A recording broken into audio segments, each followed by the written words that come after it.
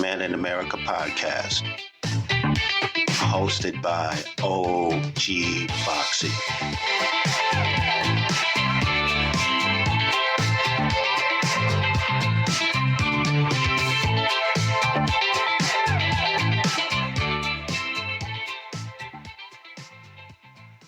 Welcome back to Black Man in America podcast. I'm your host, OG FOXXIE. Today we're going to be diving into the fiery debate between Kamala Harris and Donald Trump, from Trump's stance on the Constitution to Harris' take on dictators rooting for his return. This debate was nothing short of explosive. So let's get started. Kamala introduces herself to Trump. Kamala Harris. Let's have a good debate. Thank you. Trump came on stage, slow and old and mad as hell. Kamala said, America is ready to turn the page. We are exhausted. Want tonight, as opposed to a conversation that is constantly about belittling and name-calling. Let's turn the page. Vice President and move Harris, forward. Thank you. Let's turn to policy. Trump is old and tiresome. Kamala Harris demolished Trump for the country he left behind. I would like to let Vice President Harris respond on the economy here. Well, I would love to. Let's talk about what Donald Trump left us. Donald Trump left us the worst unemployment since the Great Depression. Donald Trump left us the worst public health epidemic in a century. Donald Trump left us the worst attack on our democracy since the Civil War. And what we have done is clean up Donald Trump's mess. What we have done and what I intend to do is build on what we know are the aspirations and the hopes of the American people. But I'm going to tell you all in this debate tonight, you're going to hear from the same old tired playbook, a bunch of lies, grievances, and name-calling.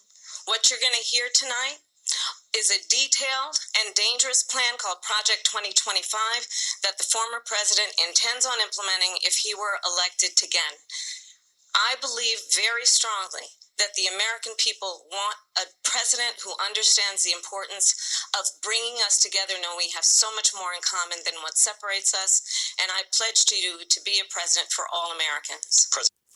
Trump left a mountain of mess for Harris and Biden to clean up. Kamala Harris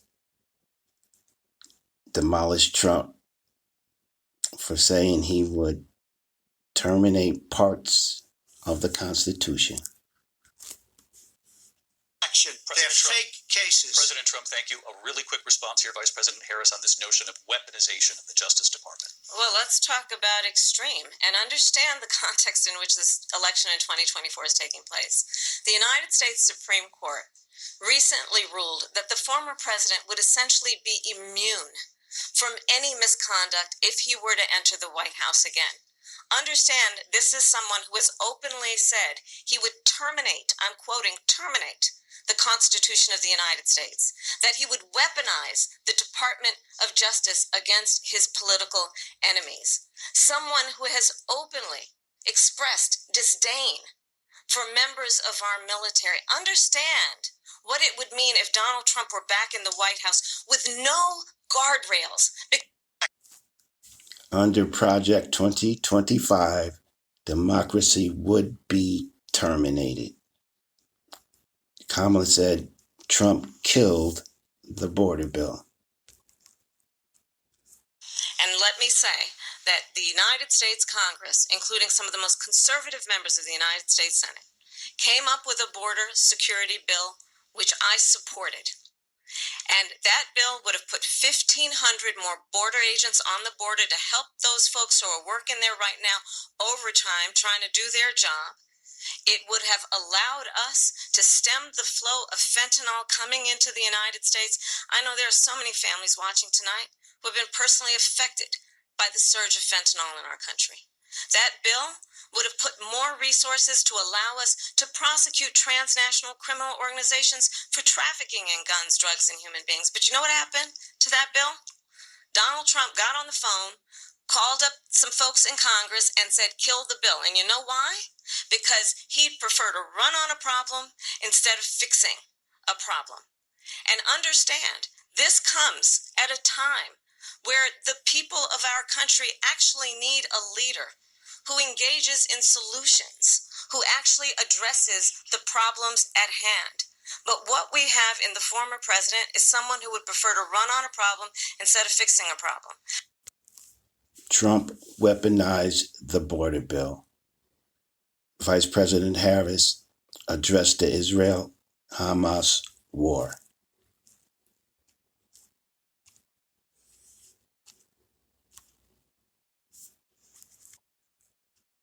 Now to the Israel-Hamas war and the hostages who are still being held, Americans among them. Vice President Harris, in December, you said, quote, Israel has a right to defend itself, but you added, quote, it matters how, saying international humanitarian law must be respected. Israel must do more to protect innocent civilians.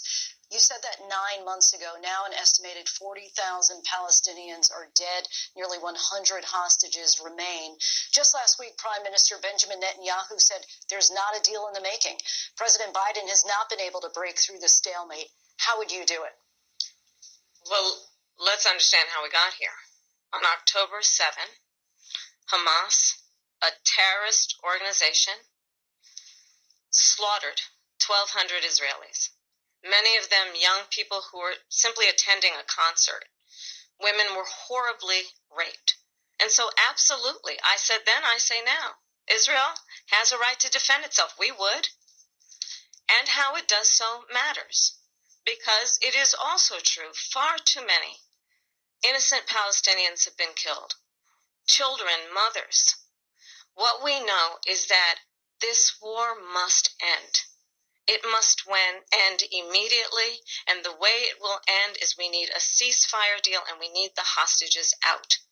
And so we will continue to work around the clock on that. Work around the clock, also understanding that we must chart a course for a two-state solution. And in that solution, there must be security for the Israeli people and Israel, and in equal measure for the Palestinians. But the one thing I will assure you always, I will always give Israel the ability to defend itself, in particular as it relates to Iran and any threat that Iran and its proxies pose to Israel. But we must have a two-state solution where we can rebuild Gaza, where the Palestinians have security, self-determination, and the dignity they so rightly deserve. Trump asked Netanyahu to kill any deals. Harris said those dictators are rooting for Trump. These dictators and autocrats are rooting for you to be president again because they're so clear. They can manipulate you with flattery and favors. And that is why so many military leaders who you have worked with have told me you are a disgrace. Trump is a wannabe dictator. Harris said, I am not Joe Biden. She is Biden. You know, she's trying to get away from Biden. I don't know the gentleman, she says. She is Biden. The worst inflation we've ever had, a horrible economy because inflation has made it so bad that she can't get away with that. Thank you. Your time's up. I want to respond to that, though. I want to just respond briefly. Clearly, I am not Joe Biden, and I am certainly not Donald Trump. And what I do offer is a new generation of leadership for our country. One who believes in what is possible. One who brings a sense of optimism about what we can do instead of always disparaging the American people.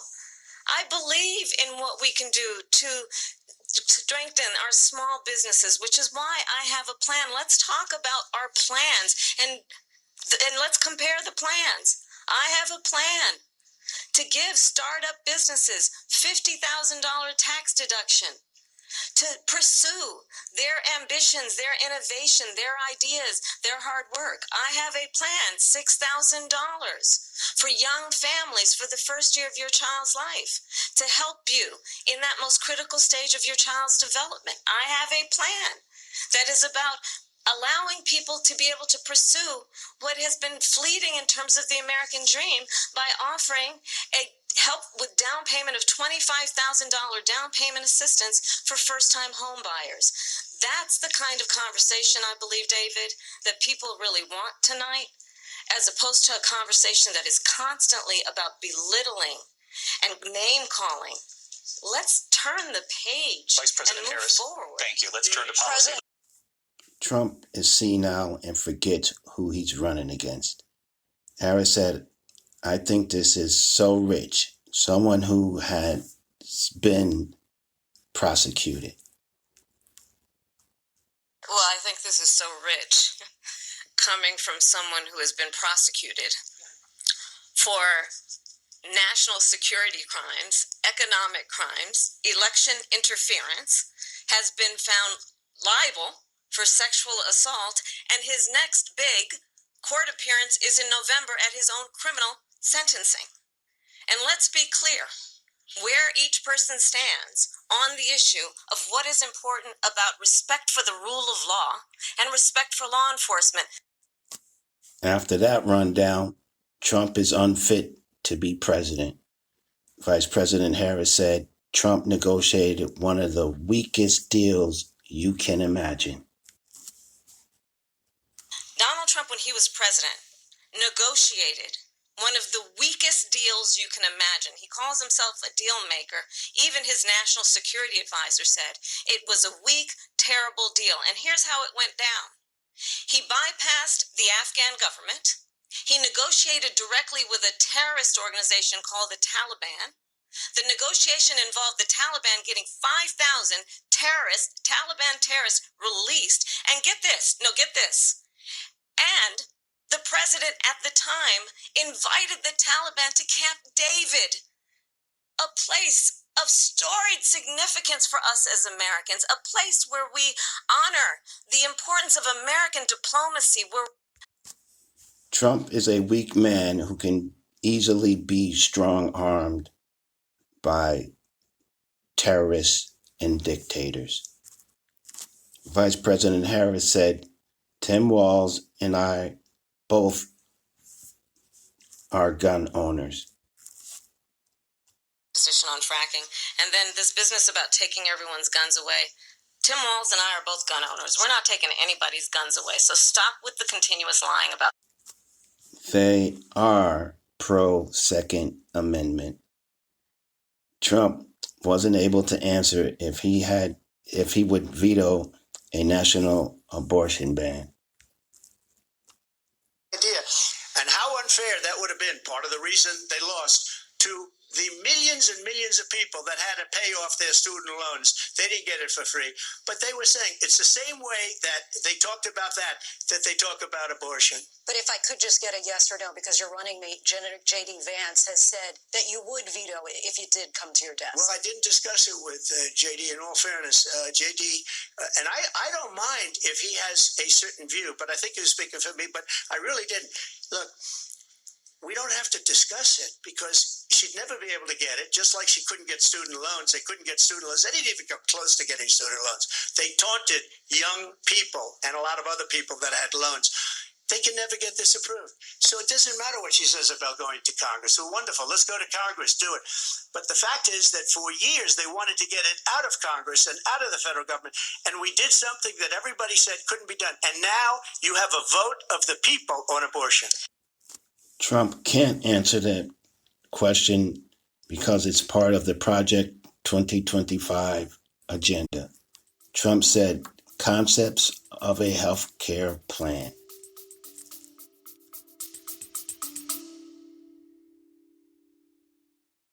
Ratings and reviews can help the Black Man in America podcast reach a wider audience, and donations will improve the quality of our content. To donate, just click on the support the show link. Thank you.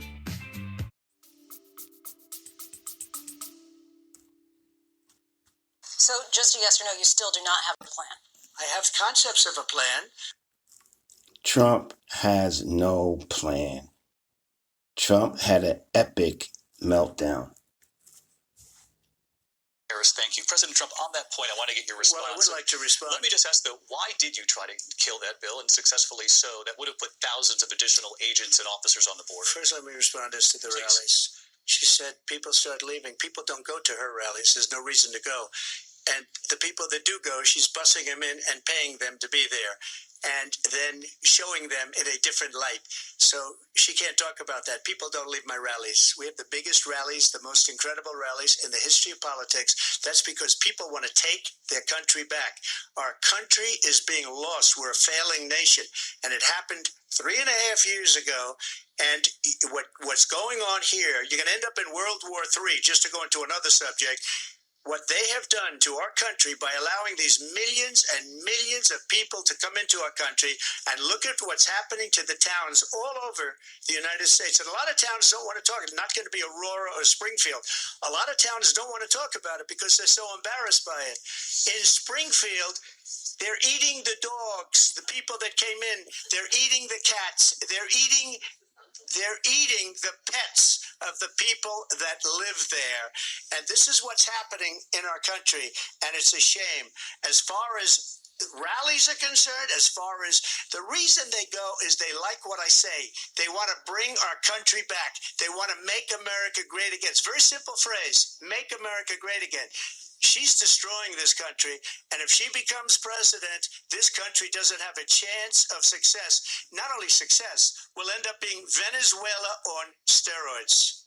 I just want to clarify here. You bring up Springfield, Ohio, and ABC News did reach out to the city manager there. He told us there have been no credible reports of specific claims of pets being harmed, injured, or abused by individuals within the immigrant community. Well, I've seen people on television. Let me just say here, this is the people on television say my dog was taken and used for food. So maybe he said that, and maybe that's a good thing to say for a city manager. I'm not taking this from but television. But the people on television saying the dog was eaten by the people that went there.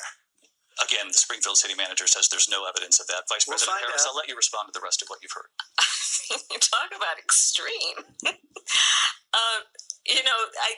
This is, I think, one of the reasons why in this election I actually have the endorsement of 200 Republicans who have formally worked with President Bush, Mitt Romney, and John McCain, including the endorsement of former Vice President Dick Cheney and Congress member Liz Cheney. And if you want to really know the inside track on who the former president is, if he didn't make it clear already, just ask people who have worked with him. See what I mean? Total meltdown. This is Trump's economic plan. President Trump, I'll give you 2 minutes. First of all, I have no sales tax. That's an incorrect statement. She knows that. A Trump tax would raise costs on a typical American family by $3,900 a year. Donald Trump admitted he got involved with the Taliban. First, thank you. President Trump, your response to her saying that you began the negotiations with the Taliban. So, if you take a look at that period of time, the Taliban was killing our soldiers, a lot of them, with snipers. And I got involved with the Taliban because the Taliban was doing the killing. That's the fighting force within Afghanistan. They don't bother doing that because, they deal with the wrong people all the time. But I got involved. And Abdul is the head of the Taliban. He is still the head of the Taliban. And I told Abdul, don't do it anymore. You do it anymore, you're going to have problems. And he said, why do you send me a picture of my house? I said, you're going to have to figure that out, Abdul. And for 18 months, we had nobody killed. We did have an agreement negotiated by Mike Pompeo. It was a very good agreement. The reason it was good, we were getting out. We would have been out faster than them, but we wouldn't have lost the soldiers. We wouldn't have left many Americans behind, and we wouldn't have left $85 billion worth of brand new, beautiful military equipment behind. And just to finish, they blew it. The agreement said you have to do this, and they didn't do it. They didn't do it. The agreement was terminated by us because they didn't do what they were supposed to do. I want to move on. And these people did the worst withdrawal, and in my opinion, the most embarrassing moment in the history of our country. And by the way, that's why Russia attacked Ukraine, because they saw how incompetent she and her boss are. Trump is responsible for what happened in Afghanistan because of the deal he struck with the Taliban. Trump said, when somebody does a bad job, I fire them. President Trump, I'll give you a quick minute to respond. Yeah, thank you, because when I hear that, see, I'm a different kind of a person. I fired most of those people.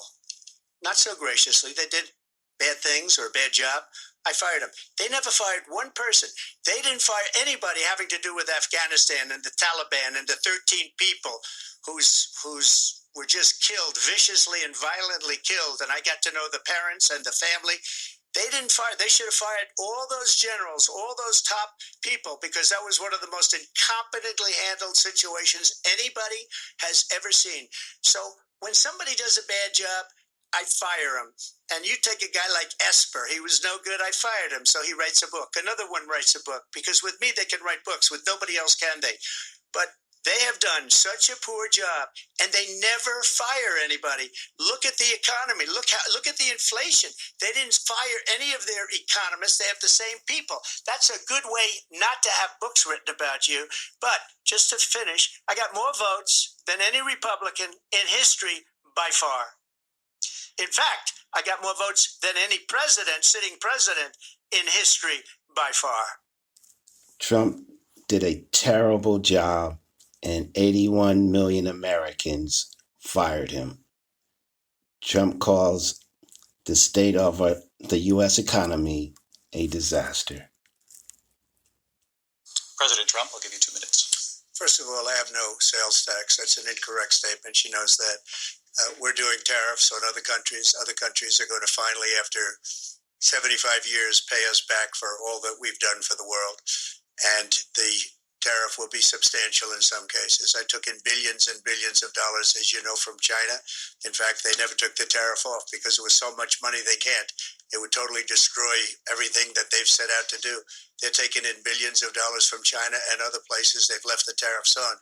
When I had it, I had tariffs, and yet I had no inflation. Look, we've had a terrible economy because inflation which is really known as a country buster. It breaks up countries. We have inflation like very few people have ever seen before, probably the worst in our nation's history. We were at 21%, but that's being generous because many things are 50, 60, 70, and 80% higher than they were just a few years ago.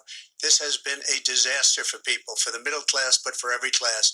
On top of that, we have millions of people pouring into our country from prisons and jails, from mental institutions and insane asylums, and they're coming in and they're taking jobs that are occupied right now by African Americans and Hispanics, and also unions. Unions are going to be affected very soon. And you see what's happening. You see what's happening with towns throughout the United States. You look at Springfield, Ohio. You look at Aurora in Colorado. They are taking over the towns. They're taking over buildings. They're going in violently. These are the people that she and Biden led into our country, and they're destroying our country. They're dangerous. They're at the highest level of criminality, and we have to get them out. We have to get them out fast. I created one of the greatest economies in the history of our country. I'll do it again and even better. Trump's economy was the worst in American history. Trump plans to end the war with Russia and Ukraine. Turn to the war in Ukraine. Ukraine. We're now 2.5 years into this conflict. Mr. President, it has been the position of the Biden administration that we must defend Ukraine from Russia, from Vladimir Putin, to defend their sovereignty, their democracy, that it's in America's best interest to do so, arguing that if Putin wins, he may be emboldened to move even further into other countries. You have said you would solve this war in 24 hours. You said so just before the break tonight. How exactly would you do that? And I want to ask you a very simple question tonight. Do you want Ukraine to win this war? I want the war to stop. I want to save lives that are being uselessly, people being killed by the millions. It's the millions. It's so much worse than the numbers that you're getting, which are fake numbers. Look, we're in for 250 billion or more because they don't ask Europe, which is a much bigger beneficiary to getting this thing done than we are.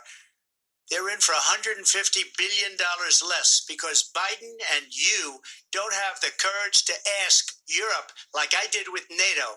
They paid billions and billions, hundreds of billions of dollars when I said, either you pay up or we're not going to protect you anymore. So that's maybe one of the reasons they don't like me as much as they like weak people. But you take a look at what's happening. We're in for 250 to 275 billion. They're into 100 to 150. They should be forced to equalize. With that being said, I want to get the war settled. I know Zelensky very well, and I know Putin very well. I have a good relationship, and they respect your president, okay? They respect me. They don't respect Biden. How would you respect him? Why? For what reason? He hasn't even made a phone call in 2 years to Putin, hasn't spoken to anybody. They don't even try and get it. That is a war that's dying to be settled. I will get it settled before I even become president. If I win, when I'm president-elect, and what I'll do is I'll speak to one, I'll speak to the other, I'll get them together. That war would have never happened. And in fact, when I saw Putin after I left, unfortunately left because our country has gone to hell. But after I left, when I saw him building up soldiers, he did it after I left, I said, oh, he must be negotiating. It must be a good, strong point of negotiation. Well, it wasn't, because Biden had no idea how to talk to him. He had no idea how to stop it. And now you have millions of people dead, and it's only getting worse, and it could lead to World War III. Don't kid yourself, David. We're playing with World War III, and we have a president that we don't even know if he's... Where is our president? We don't even know if he's a president. And just to clarify they here... threw him out of a campaign like a dog. We don't even know. Is he our president? But we have a president, Mr. President, that doesn't know he's alive. Your time is up. Just to clarify in the question, do you believe it's in the U.S. best interest for Ukraine to win this war, yes or no? I think it's the U.S. best interest to get this war finished and just... Trump would let Putin do whatever Putin wants to do. Since Trump got an extra 5 minutes to lie, here is 5 minutes for Kamala to speak the truth. Kamala Harris. Something to debate. Donald Trump was fired by 81 million people. So let's be clear about that. And clearly he is having a very difficult time processing that. World leaders are laughing at Donald Trump. I have talked with military leaders, some of whom work with you, and they say you're a disgrace. It's important to remind the former president you're not running against Joe Biden, you're running against me. The alliances we have around the world are dependent on our ability to look out for our friends and not favor our enemies because you adore strongmen instead of caring about democracy. I'm going to actually do something really unusual, and I'm going to invite you to attend one of Donald Trump's rallies because it's a really interesting thing to watch. You will see during the course of his rallies, he talks about fictional characters like Hannibal Lecter. He will talk about windmills cause cancer. And what you will also notice is that people start leaving his rallies early out of exhaustion and boredom. And I will tell you, the one thing you will not hear him talk about is you. I absolutely support reinstating the protections of Roe v. Wade. And as you rightly mentioned, nowhere in America is a woman carrying a pregnancy to term and asking for an abortion. That is not happening. It's insulting to the women of America. And understand what has been happening under Donald Trump's abortion bans. Couples who pray and dream of having a family are being denied IVF treatments. What is happening in our country? Working people, working women who are working 1 or 2 jobs, who can barely afford childcare as it is, have to travel to another state to get on a plane sitting next to strangers to go and get the health care she needs, barely can afford to do it, and what you are putting her through is unconscionable. And the people of America have not, the majority of Americans believe in a woman's right to make decisions about her own body, and that is why in every state where this issue has been on the ballot, in red and blue states both, the people of America have voted for freedom. Let's remember that when it came to the Proud Boys, a militia, the former president said, stand back and stand by. So for everyone watching who remembers what January 6th was, I say, we don't have to go back. Let's not go back. We're not going back. It's time to turn the page.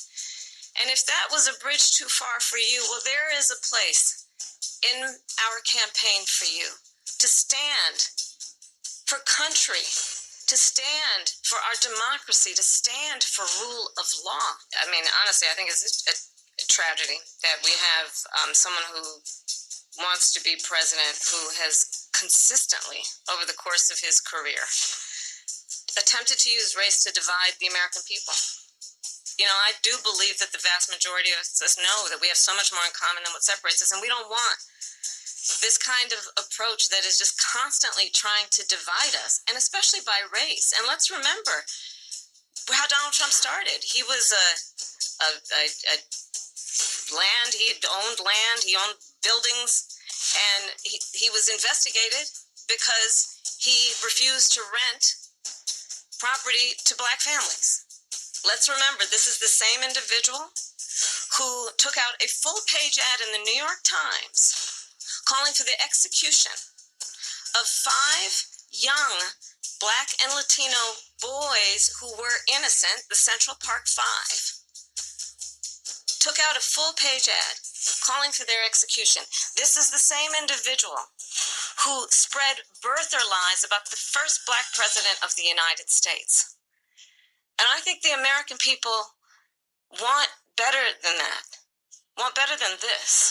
So I think you've heard tonight 2 very different visions for our country. One that is focused on the future, and the other that is focused on the past, and an attempt to take us backward. But we're not going back. That's a wrap on today's episode of Black Man in America. As we edge closer to the election, the stakes keep getting higher. This is OG FOXXIE signing off. Until next time, stay aware and stay informed, and may God bless us all. Black Man in America podcast and OG FOXXIE production. Love and peace to us all.